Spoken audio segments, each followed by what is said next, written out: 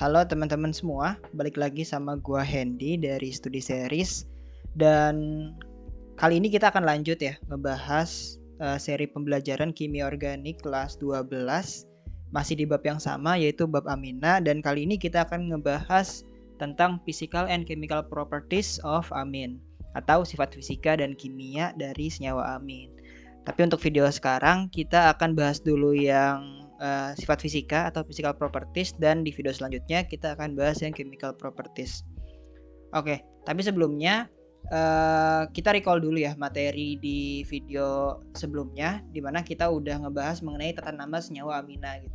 Di sana kita udah ngebahas tentang tata nama senyawa primary amin, secondary amina, sama tertiary amin. Jadi mungkin kalau misalnya di video ini dan selanjutnya ada senyawa-senyawa yang udah dikasih namanya atau ada soal yang hanya menyebutkan namanya, berarti teman-teman harus nonton dulu ya video sebelumnya. Bisa dilihat di link, mungkin nanti akan gue kasih di deskripsi atau di atas video ini gitu. Oke, langsung kita akan ngebahas mengenai physical properties of amina, dimana pertama itu ada titik didih dan titik leleh atau boiling and melting point, dimana untuk boiling dan melting point dari si amina ini dipengaruhi oleh dua faktor.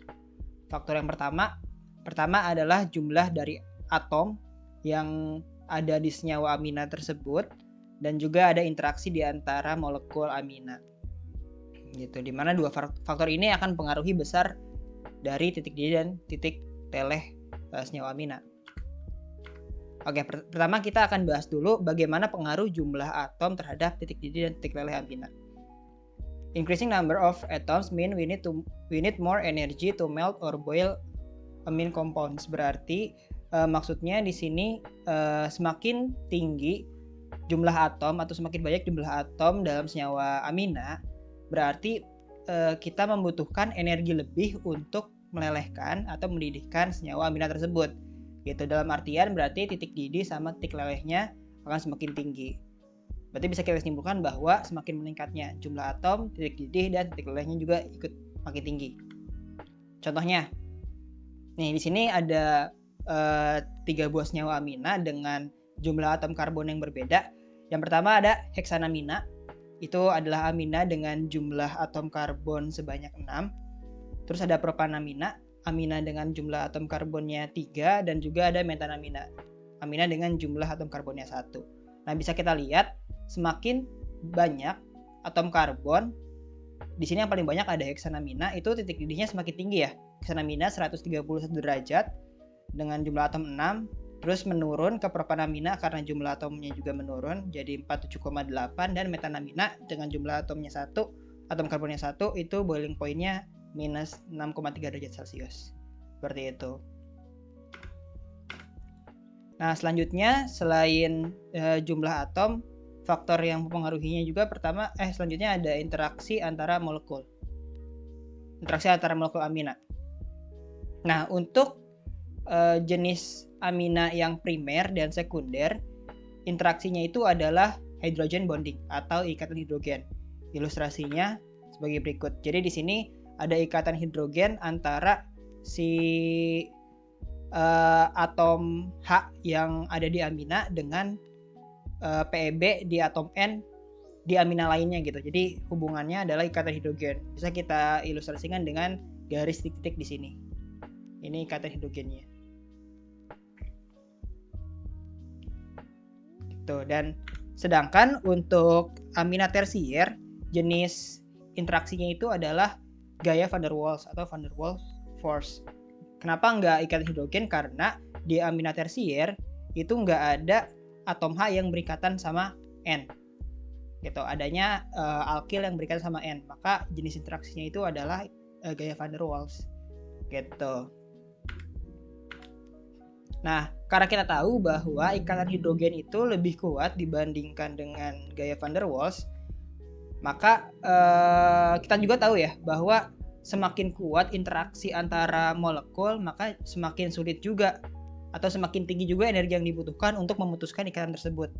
Maka titik didih atau titik leleh dari senyawa yang memiliki interaksi lebih kuat juga akan lebih besar dibanding yang lebih lemah gitu. Maka bisa kita simpulkan bahwa titik didih dari amina primer dan amina sekunder itu akan lebih besar dibanding dengan amina tersier. Karena balik lagi interaksinya lebih kuat, yaitu ikatan hidrogen. Sebagai contoh, di sini ada 2 buah senyawa amina dengan rumus molekul yang sama, cuman strukturnya beda.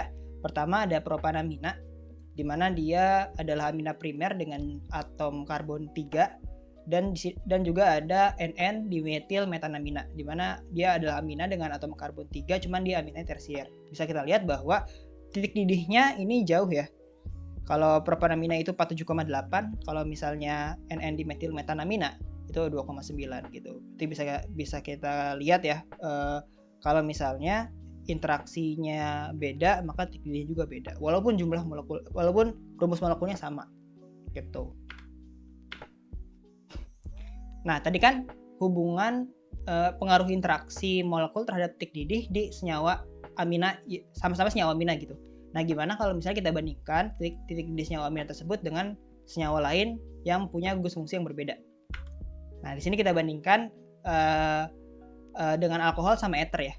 Nah, trennya itu seperti ini. Jadi alkohol itu titik didihnya lebih besar dibanding amina primer dan sekunder, dan akan lebih besar juga dibanding dengan ether atau tertiary amine. Kenapa? Balik lagi, karena di alkohol itu dia punya ikatan hidrogen, di amina primer sekunder punya ikatan hidrogen, sedangkan di tertiary amina dan ether itu cuma ada gaya van der Waals gitu. Nah, sekarang pertanyaannya, kenapa yang alkohol itu titik didihnya lebih besar dibanding dengan yang primary dan secondary amine, padahal sama-sama ikatan hidrogen gitu? Nah, alasannya adalah karena ikatan hidrogen antara O dengan H itu lebih kuat dibanding antara N dengan H.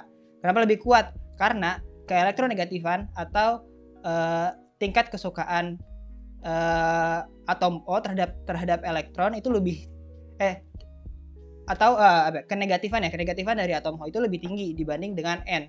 Makanya dia akan lebih cenderung menarik H lebih kuat dibanding dengan atom N gitu. Makanya ikatan hidrogen di alkohol dia lebih kuat dibanding dengan ikatan hidrogen yang ada di amina gitu. Nah, karena ikatan lebih kuat berarti butuh energi lebih, berarti didihnya juga akan semakin tinggi gitu.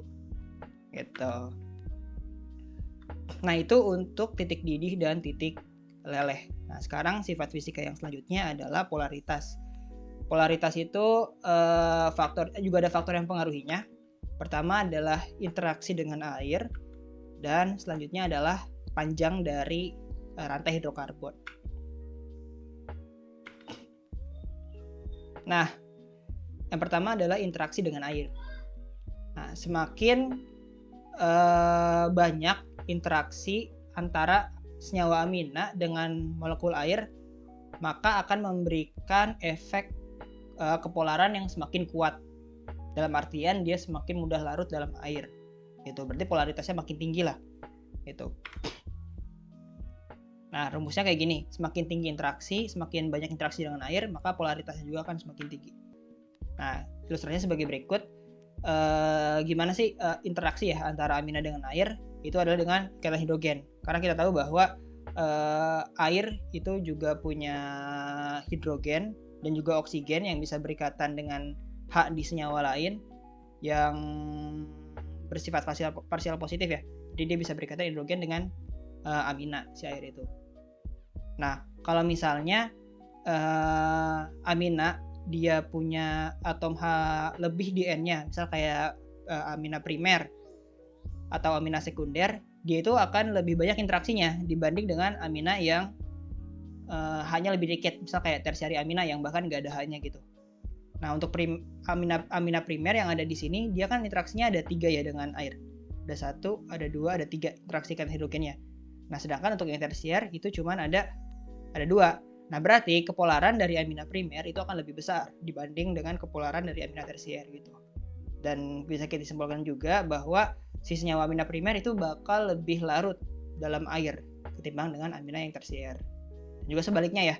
Berarti kalau yang amina tersier dia akan lebih larut di pelarut yang organik dibanding dengan amina yang primer. Gitu. Nah, sekarang ada panjang dari rantai hidrokarbon. Nah, semakin panjang rantai hidrokarbon dalam senyawa amina, dalam molekul amina akan memberikan efek polar yang lebih lemah atau akan cenderung bersifat non-polar atau dia tidak larut dalam air. Berarti semakin tinggi atau semakin panjang rantai hidrokarbon, maka akan menurunkan polaritas atau menurunkan juga kelarutan dalam air. Nah, contohnya itu kayak metanamina sama anilin. Di sini kan metanamina sama anilin kan sama-sama punya ikatan hidrogen 3 ya dengan air. Cuman karena si anilin dia punya rantai hidrokarbon yang lebih besar, yang lebih panjang, maka dia akan cenderung lebih nonpolar dibanding dengan yang metanamina. Gitu. Dalam artian juga dia akan lebih suka larut dalam air ketimbang yang itu metanamina. Gitu. Nah, untuk sifat fisika mungkin itu aja ya. Kita coba rangkum lagi dari awal. Jadi sifat fisika dari amina itu yang kita bahas di sini ada 2, yaitu adalah titik didih, titik leleh, dan juga polaritas. Di mana untuk polaritas itu dipengaruhi oleh 2 faktor. Yang pertama adalah jumlah dari atom, dan yang kedua adalah interaksi antar molekul. Di mana untuk jumlah atom semakin tinggi jumlah atom dalam senyawa amina, maka titik didih juga akan semakin besar. Gitu. Begitu pula juga dengan interaksi, semakin tinggi atau semakin kuat interaksi antara molekul amina, maka akan semakin tinggi juga titik didih dan titik lelehnya. Itu. Dan untuk polaritas juga dipengaruhi oleh beberapa faktor. Faktor yang pertama ada interaksi dengan air, dan yang kedua adalah panjang dari rantai hidrokarbon. Semakin tinggi ya interaksi atau semakin banyak interaksi antara molekul amina dengan air, maka akan semakin polar atau semakin larut dalam air. Sedangkan untuk panjang rantai hidrokarbon semakin panjang, justru sebaliknya akan mengakibatkan kepolarannya semakin rendah atau dia semakin non-polar gitu, dan dia akan cenderung tidak larut dalam air atau larutnya dalam pelarut non-organik pelarut organik gitu. Dan ini adalah latihan soal. Kalian coba bisa isi tabel yang ada di PPT ini. Kalian bisa cari di internet berapa titik didih, titik leleh, dan kelarutan dari senyawa yang ada di tabel. Terus coba kalian bandingkan nilainya dengan sifat-sifat yang tadi udah kita bahas. Apakah benar tadi jumlah atom itu berpengaruh terhadap titik didih sama titik leleh? Terus interaksi dengan air atau panjang rantai juga berpengaruh terhadap kelarutan? Itu bisa kalian buktikan di sini.